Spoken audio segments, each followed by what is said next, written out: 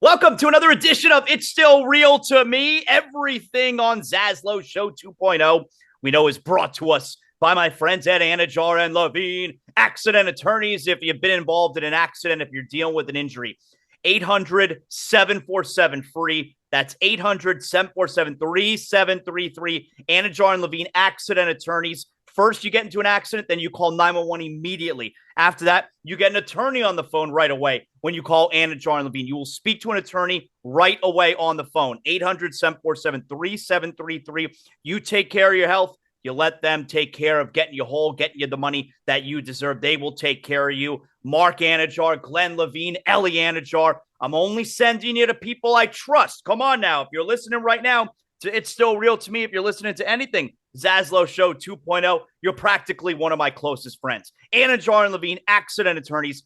800-747-3733. My pal, of course, is Joey Levine, who is joining us here fresh off of last night's AEW Revolution. I thought it was a really good show, highlighted by a couple of very strong matches. How you doing, Joey? I'm good. I agree. I thought I was actually very happy. Less matches than usual, probably because there was a 60-minute match to end it, but it didn't feel as long as AEW match shows typically feel, which was my biggest fear in going into it. I thought I was going to fall asleep. Really, really fun show. So we're going to dedicate this show today to a special edition of It's Still Real to Me. It's going to be an AEW Revolution reaction show. And we'll hit on a couple other things moving forward as far as the world champion goes, world champion Maxwell Jacob Friedman. So, spoiler alert if you didn't see the show. But anyway, if you didn't see the show, I know what you're doing listening to this right now anyway. But there you go. So it's not a spoiler. Did you catch any of me? I hosted Busted Open, the greatest wrestling show there is in the world. Sirius XM channel 156 Fight Nation. I sat in the big boy chair for Dave LaGreca. I co-hosted with the great Tommy Dreamer. I hosted Busted Open on Saturday. Did you catch a couple clips? Did you hear anything? Yeah, I heard a little bit about how it go. What was your take? How did you feel it went? I thought it went fantastic. I was really happy with it, man. Really, really pleased. You know, I was obviously very nervous. Being nervous, though, means it's important to you. And also, at least Sure. my experience, when I'm really nervous about doing something, I'm going to wind up being really good because I'm really focused and I'm going to make sure that I'm prepared. And I was prepared, and I thought I did a really nice job. I'm super pleased with the way it went. Tommy Dreamer was super easy to work with. It's funny to me, right, how someone who has made a career out of being extremely violent. I mean, ECW, Extreme Championship Wrestling, you know, someone who has made a career out of being extremely violent can just be so sweet and a really, really nice man. And so he made things really easy for me. The producer of the show, Ariel, she made things really easy for me. And it was cool being back in the saddle of like a radio show again, which I haven't done in 6 months. And a 3-hour show, 3 hours have never gone by so fast. We had, you know, the nation was calling in. We took some phone calls and the whole deal. And the reaction, I think, has been very positive. And it was cool where like Sunday, I'm driving around and I put on Fight Nation and Busted Open's on, and it's a replay of the show that I did the day before. So certain times throughout the day on Sunday, it's me and Tommy Dreamer doing an AEW Revolution preview a couple hours before the show is going to happen on Sunday night. I'm very pleased with the way it went. It was really a lot of fun. That's very cool. It's cool to hear you say that. It actually reminds, like, you know, it's like when I worked for CBS Sports, and even now in my current job, you know, I worked a lot with Rashad Evans, a couple of times with Kamaru Usman, the UFC champion. And now in my current job, I've been around a few fighters. They're the nicest people.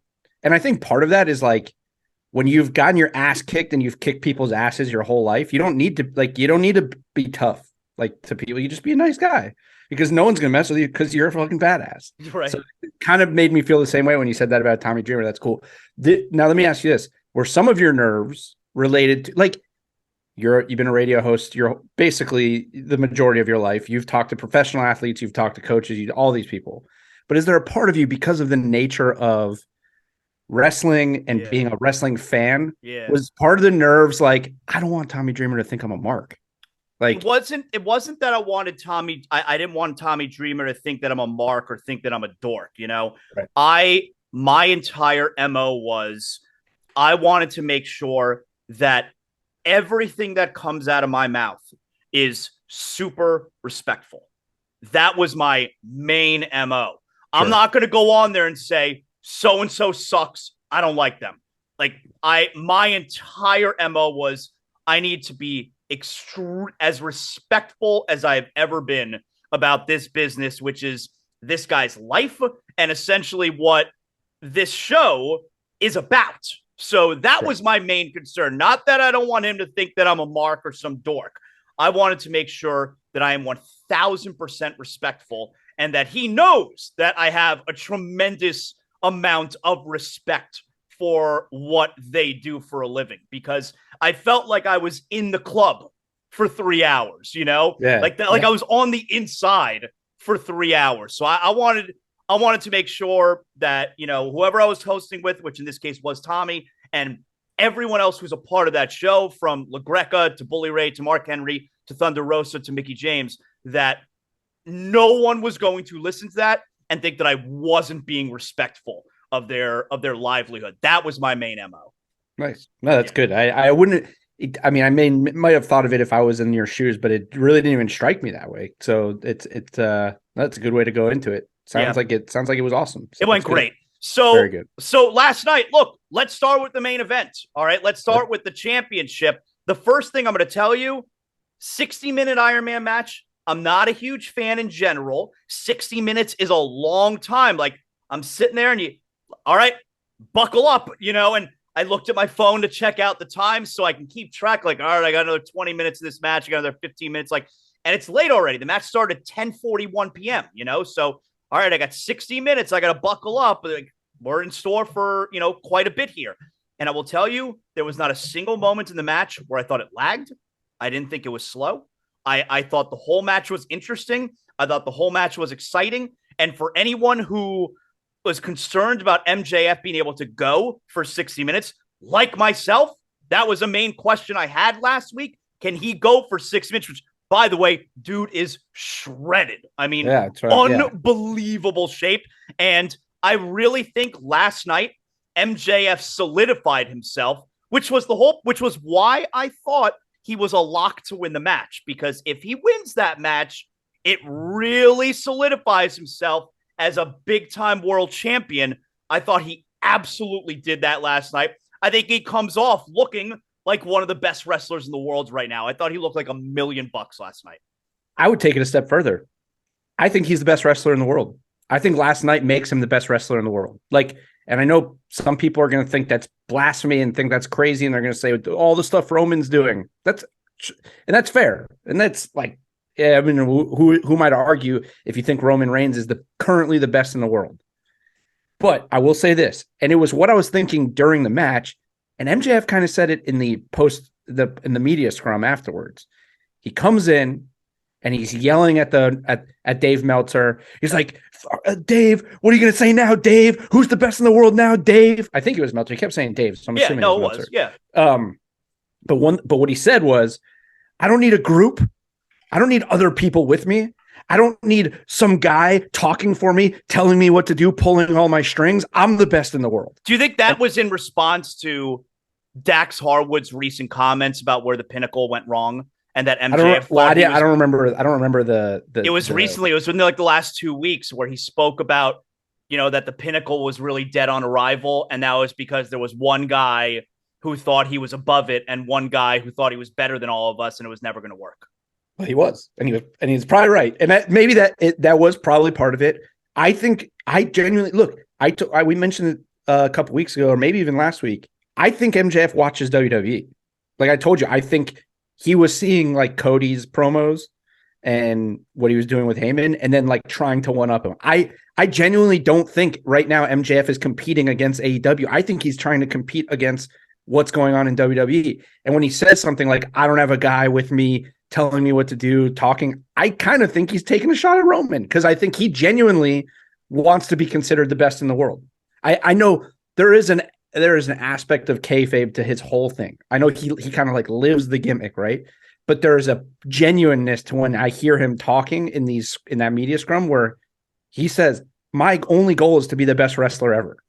And I think when he says stuff like that, it's like, not only do I think he's like just talking about everyone in general, right? But when I was watching the match, I was like, man, Roman Reigns in the Bloodline is the best storyline in wrestling. It's the best storyline that we've seen maybe ever, but definitely in the last decade. But Roman Reigns being the best is because of that storyline. And the Bloodline adds to it, and Sami Zayn adds to it, and Paul Heyman adds to it. What MJF is doing on the mic, and then what he did last night in the ring, you tell me who has that. Tell me who else in professional wrestling right now has that combination of talent on both aspects. I don't think there is anybody. And all of this right here that you and I are talking about is why MJF was always a lock to win that match last night. Yeah. It's why I never gave Danielson a chance, because who comes out of that match a winner looking better? If Danielson comes out of that match with a win, everyone will love it. It's the world champion. Everyone loves Danielson. Okay. But we've seen Danielson as the world champion, not AEW, but we've seen Danielson as a world champion several times over. If MJF comes out of that match last night a winner, you and I are sitting here talking about him being one of the best wrestlers in the world. Mm-hmm. He was always a lock to win that match.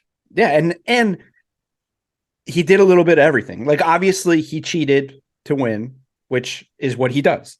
He's the biggest heel in the business. He's going to cheat a little bit. But that doesn't take away from the work he did in the ring. The work, I mean, both of them. Like, you can't take anything from Bryan Danielson either. He's incredible. And we've always known he's incredible. There's people who consider him the best wrestler ever, just pure wrestler. But some of the things that MJF does in the ring, again, there are also just not many that can do some of those spots where they're doing the roll-ups and they were just rolling around the ring with each other. Do you know what kind of shape you have to be in to do that?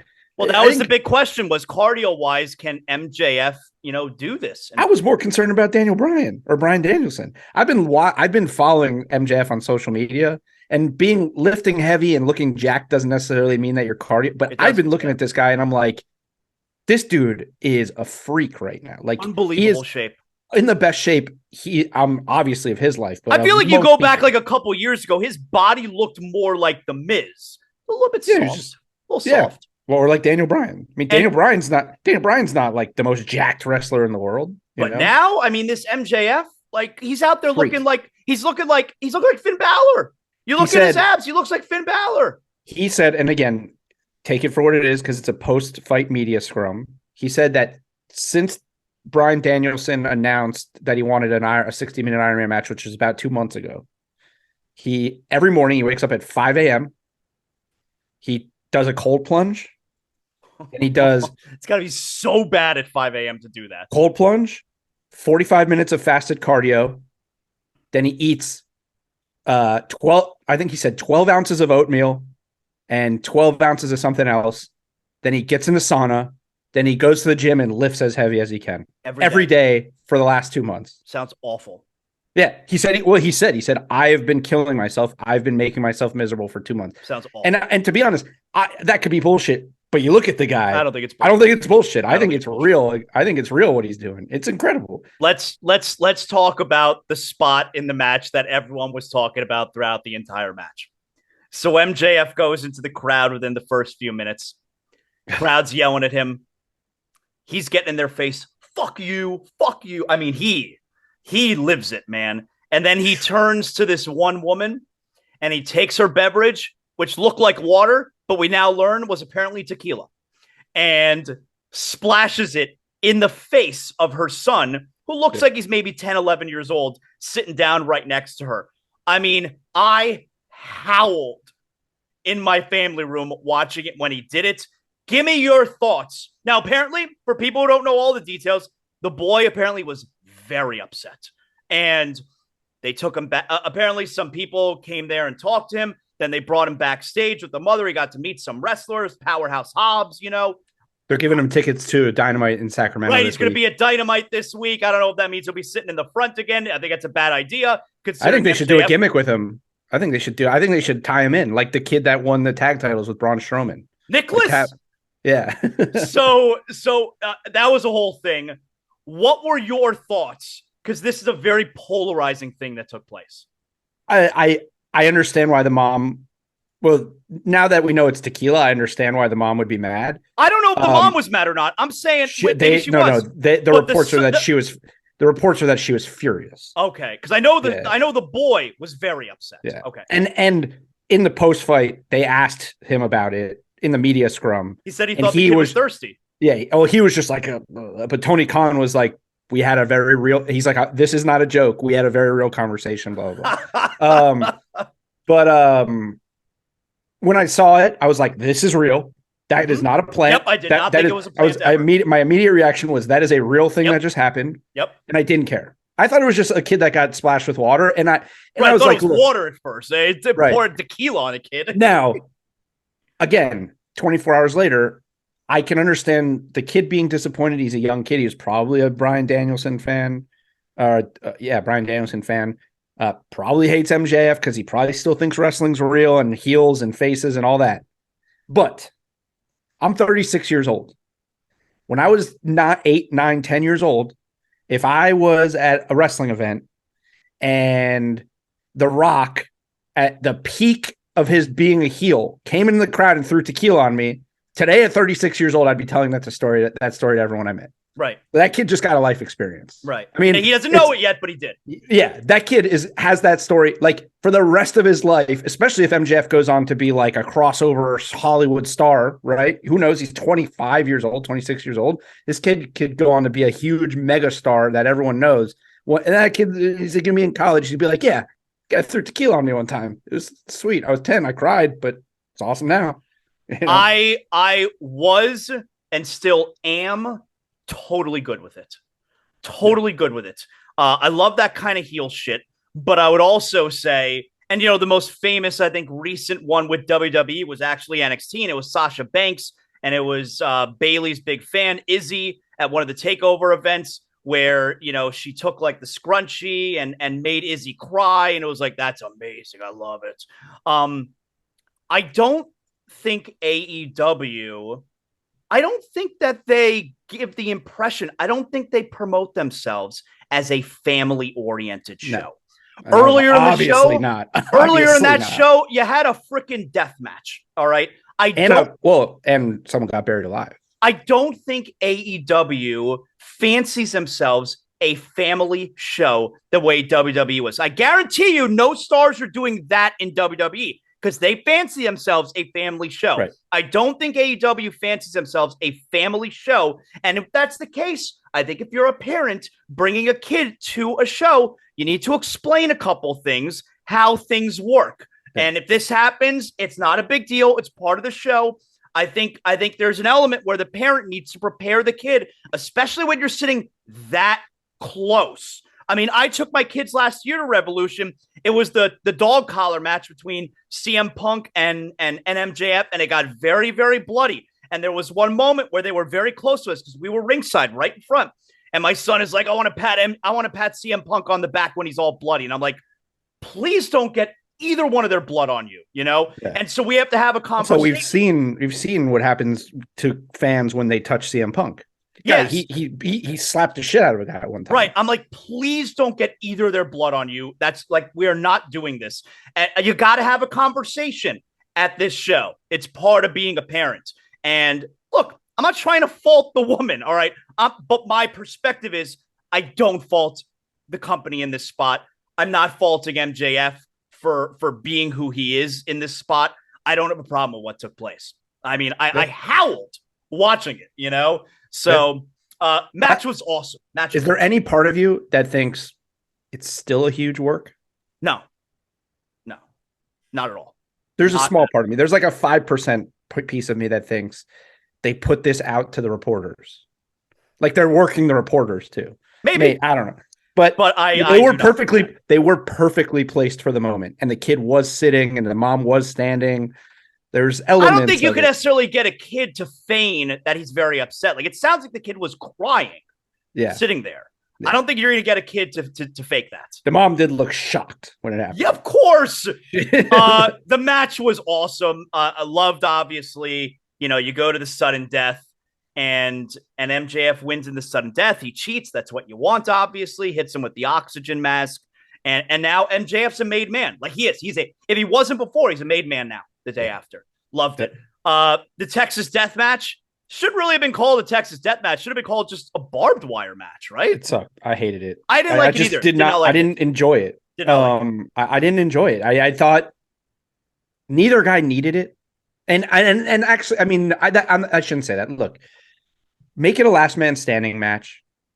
And like, I still don't really understand what's a Texas Death Match? Why is it in San Francisco? Why is there barbed wire everywhere? Why can you submit or knock a guy? Like, I just I was confused. So like, was it a 10 count and you don't get up? Is that how you win? Or like, so there are no submission. So there are no pinfalls. No pinfalls. It has to be a submission. I was confused about that. Maybe that's just me. Maybe I wasn't paying attention. You could have just made it like a last man standing match with all the same stuff, but like someone has to get the shit beaten out. Because here's the thing, and I understand the symbolism. The hangman hung a man. Yeah, I dug that. Okay.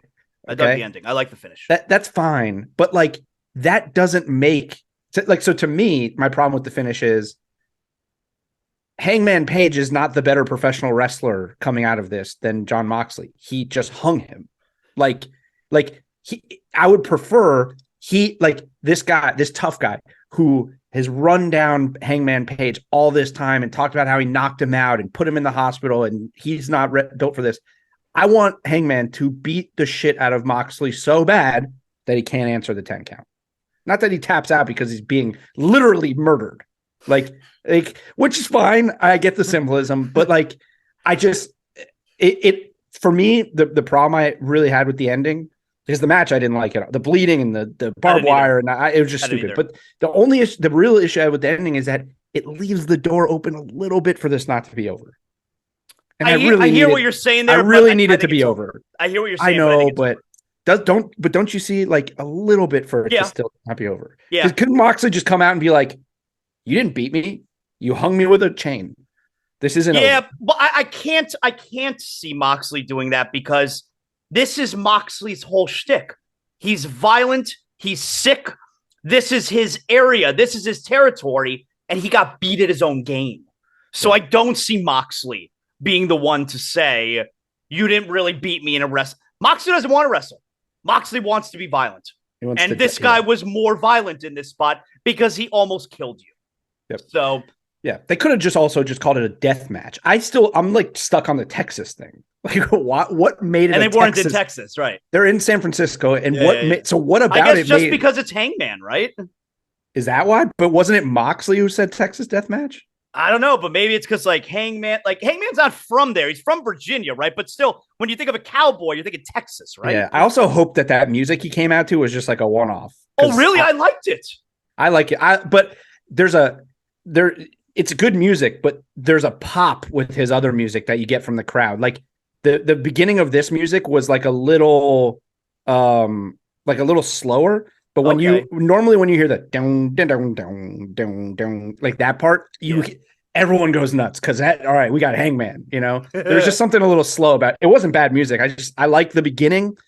That's one of the best parts of entrance music is that there's a very distinctive beginning, so you can get that pop. Let's talk about the Elite versus House of Black. That was my favorite match of the night. Fantastic. Best two matches tonight by far. Just A+ matches were the Iron Man match and this match right here. I'm glad House of Black won. I felt like they had a real good chance of winning. So I'm hoping it means that Omega can now move on and the Bucks can do their thing and we can get back to Super Kick Party. Yeah. And I don't necessarily, unless Kenny's going to be, and this we'll actually probably talk about a little bit down the line, unless Kenny's going to be thrust into like a big like main event thing.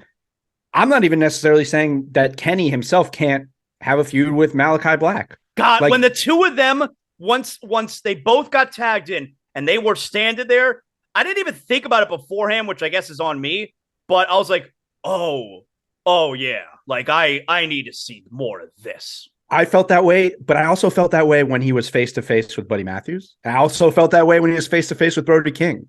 All three of those guys are badasses, and Kenny's the best. So, like, obviously, Malachi Black has a different aura about him, but all three of those guys are awesome. That match was, and the match itself, awesome. You know what? And it wasn't like there were some big spots, right? But it wasn't like recent elite matches where I felt like someone was going to kill themselves. Like there was never a point where I was like, damn it, Kenny, you just came back from all these injuries. Why are you trying to kill yourself? I never felt that way in this match, but they still put on a great match, and there was a lot of great spots in it. I thought the end got a little schlocky, with the build up to knocking Julia Hart off the apron there. I thought the end. But I love Kenny's reaction. Yeah, screw it. It's just like, whatever. On you. Yeah, no. I thought that was the best result and the best match of the night. Can I tell you what I thought was weird at the end? So when they were celebrating in the ring and they were all raising their hands, and Julia Hart brought, I presume, Brody King's son into the ring. They didn't put the camera on him. Yes, it was something like, very weird. I was like, why is there a child here? Yeah, that's not the right image you're trying to sell right here. Totally. It's not Kofi winning Kofi Mania and celebrate dancing around with his boys. 100%. Yeah, right? I thought the same exact thing. I was like, why is there a child in the ring? That was odd. And I think that they probably knew that and did not mention it, did not put the camera on it. It was there for the wide shot, and they pretty quickly then abandoned it. I thought that was weird that the kid was in the ring there. Probably not the most appropriate time. No, it's very strange. Very strange. Yeah. But I guess that's Brody King's kid. Okay. Match was, I think so. Match was awesome. Other matches that I guess we can hit on here. I mean, you got anything for we should make note. The women's three-way match there. Ruby Soho, she chooses her side. She's going with Toni Storm, and Saraya is like, the WWE defectors. And so they're going to continue their feud, right? With Jamie Hayter and Britt Baker. This continues now, right? Yeah, I actually didn't. The match was fine. The match was good. Actually, Ruby Soho does some crazy stuff, man. That spot she had on the outside, she did like a drop kick on the outside or something where she landed right on her back. That looked pretty gnarly. The match was fine. Jamie Hayter wins, of course. I didn't mind the turn. I thought it was predictable towards you kind of saw it happening. I didn't like the presentation of the turn. It's like, why are they all smiling? And right. Like, you all just lost the match, but you're happy that she joined you. Like, and then also the spray paint. I know that's the gimmick, but you just spray painted an L on the woman who quite literally won the match. Right. Like, so in this moment, if she's going to turn and join you guys, just beat the crap out of them and leave. Saraya, just flick everyone off like you always do. Just beat the crap out of them and leave. But you're like spraying an L and you're all smiling and stuff. What do you have to be happy about? You just lost a championship match. Right. So the presentation was weird, but the turn was fine, I guess. Here's what I want. Mm-hmm. I'll tell you what I want. I want them to continuously get the one up. Like they get the one up on Hayter and Britt Baker. Jade Cargill for the save to represent the homegrown talent. Ooh, how about that? Because remember, leading up to it, someone's got to join them, right? Leading up to it, remember, and then eventually that leads to enough of this team bullshit. Then she can turn on Hayter. I want what you got. That'd be nice. Because remember, I was hoping that Hayter wins. Okay. Then what happens? Jade Cargill, who's not on the card, appears, and she's like, "Yeah, what's up?" But I like your idea right there. I think that's a good idea. I mean, like you said, they got to be keeping this going. Now it's 3-2, so someone's got to join them. Yeah. And who else is there that's homegrown? Like, who else is there? That's a big enough deal to that makes sense to really help them. You go. It could be Chris Statlander. It could be if she's returning. I mean, she's not bad, but it just would be underwhelming. It'd be underwhelming. I'd rather it be Willow Nightingale because she has a connection to Ruby Soho. Joe and Wardlow were in a tough spot because they were right after the Texas Death Match. Yeah. And if you're going to get a big Haas fight, it can't come right after that kind of match. So the crowd was dead. The crowd loves Wardlow, so I felt bad for him where when he won the title, which is supposed to be a great moment, and the crowd was dead when he won it. Yeah, and the other thing that set them up poorly was Hobbs in his hometown watching the match. So every time they showed Hobbs on the screen during the match, the crowd went they cheered. But while the match was going on, they were kind of dead. But then they showed Hobbs and everyone cheers because it's a hometown guy. So that was a tough spot. Tag team match, 4-way. I thought the Acclaim. Wait, what do you think's going to happen though? What do you think? So do you still think? Because we said if Joe wins, then Hobbs wins. If Wardlow wins, then Wardlow. But I don't know, man. I don't know anymore. And by the way, Hobbs interrupted Wardlow in the presser in the post. Oh, really? Oh, that's good. He interrupted him. He said, "You got 3 days. You got 3 days." I think Hobbs is going to win. I think it's pretty damaging if he doesn't. But then at the same time, I don't necessarily know if it's damaging if Wardlow loses it on Wednesday, because it really seems like the TV title, because that's what this is. The TV title is going to bounce around. The TV title should be defended every single week, so it's going to bounce around. That's fair. It's a good point. So I still think it's Hobbs. The four-way tag team match, I thought the Acclaimed were going to regain the titles. Nope. You get the Guns. They wind up leaving, but you get with the belts, but you get the great ending there where FTR, who we thought was WWE bound, they're clearly not. They are in the title picture, and they are going to beat the Guns whenever they fight. Yeah, and it was a great return. It seemed like something was going on, so I'm glad that was it. And I got to tell you, my standout of that match, Jeff Jarrett. He's awesome. Jeff Jarrett's great, man. He's awesome. Even just right off the bat, he's like telling Orange Cassidy, like, no, you're not putting your hands in your pockets. Fight awesome. Me. Like Jarrett's been great. His whole actually, if they somehow, and I think there was a false finish where it looked like they were going to win. If they would have won, I don't think I thought so too. It was close. I thought so too. I wouldn't have been that mad. I really wouldn't have been that mad. He's been so much better than I thought when he came back. Cage and Christian Cage, Jungle Boy, the right guy wins Dynamite. There. Should have been on Dynamite. Obvious choice for Jungle Boy to win. And now I guess maybe mercifully we're through with that feud. It's over. Don't think that was a pay-per-view match. I just don't. It's weird. It's taking place. They're fighting on dirt, Yeah, I mean, there was 8 matches. So what, 25% of the matches had a death theme? It's like, right. What are we doing? Why are we having so? And also, this is what I wanted to ask you. So they announced it on Rampage that it was going to be a final burial, so a casket match. Am I to understand that they had a casket match because Jack Perry's dad is dead? Is that what it is? Like, is that we had a casket match because he has a dead dad? Like, gosh, I don't know. What other reason? It's dark. But I'm just saying, like, there's so many gimmick matches that you can do for a blow. You could do a cage match. You could do a no holds barred match. You could do a falls count anywhere match. But they did a burial match, and the main through line of this thing has been that he has a dead dad. He's got a dead dad. And like, think about this. In 2023, right now, we have 2 major storylines on wrestling television about dead dads. It's kind of weird. Because we got Cody and Roman, that's well done. They're at least honoring the dead dad there. They're honoring the dead dad. This one, it's just like, I'm going to bury you because my dad's dead. So you're going to be dead too. Like, the night started, though, with Starks and Jericho. The right guy won. And I would also say it was a good match to start the night.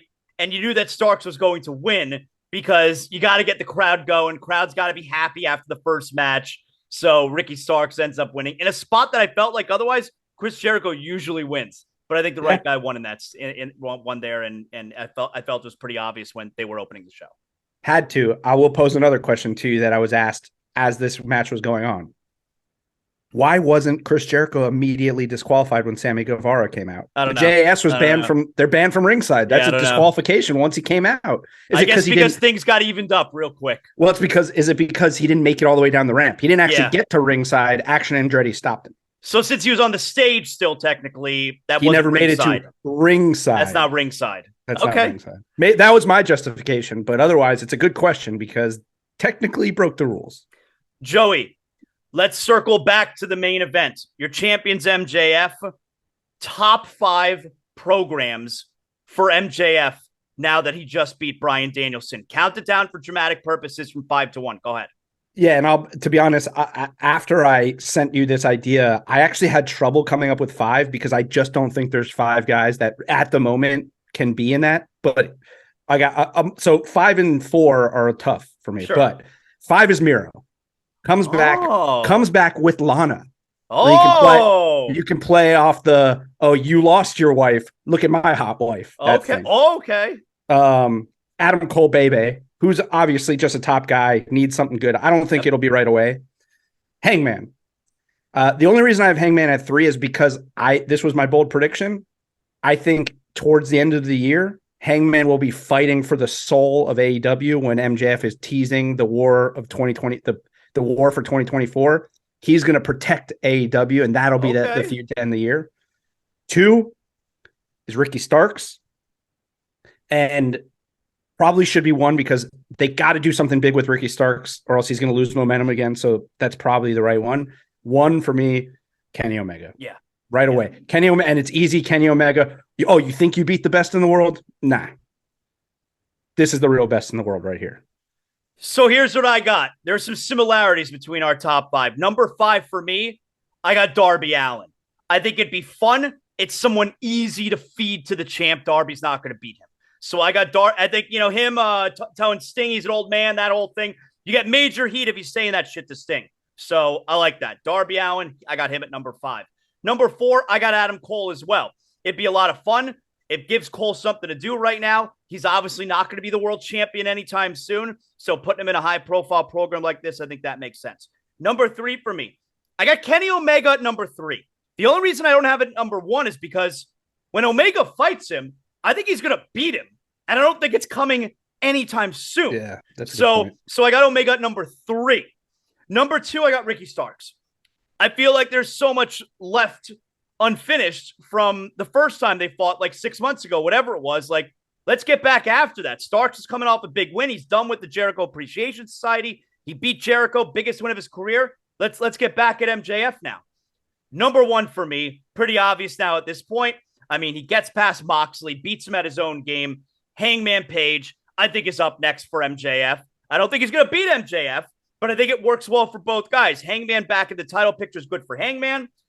MJF, a big feud, big program with someone that the crowd loves and that he could beat. And Hangman, I think everybody comes out of that smelling like roses. So next up for him, I got Hangman Page. Yeah. My only one that my similar to Darby Allin, the guy I left off that was going to be in 5 instead of Miro was Jungle Boy. Similar reasoning. I thought about it. Easy guy to feed to him. His whole thing has been, I'm going to win a title this year, blah, blah. But yeah, I thought about it. Overall, I mean, I thought the show was, I'd probably get a B+. Pretty close to an A. Probably give it a B+. I'll give it a B, maybe even a B-. The top 2 matches were so good. Yeah. That it gave me there, but the bad was kind of bad. Joey, excellent job. Coming up next weekend when we do It's Still Real to Me, we're going to begin focusing on the road to WrestleMania, right? We're going to do some WrestleMania big moments. I think that's going to be a lot of fun. Tell all your fans that you're looking forward to talking to them again next weekend. Can't wait to see you guys next weekend. Good job, Joey. Thanks, everybody. Make sure you like, you rate, you comment, you do all that good stuff. We'll talk to you on It's Still Real to Me next weekend. See ya.